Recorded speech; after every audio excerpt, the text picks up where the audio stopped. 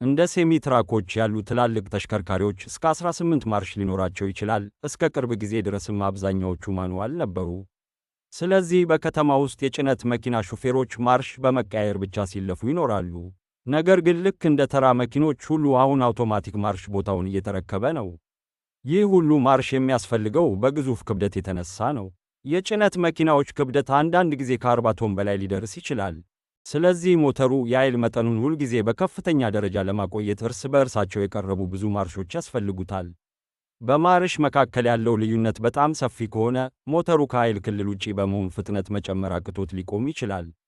እነዚህ በርካታ ማርሾች ከቆሙበት ለመነሳት፣ ቁልቁለቶችንና ኮረብታዎችን ለመውጣት እንዲሁም በሃይዌ ፍጥነት ሲጓዙ የነዳጅ ፍጆታን ሚዛናዊ በማድረግ በብቃት ለመጓዝ እጅግ ወሳኝ ናቸው።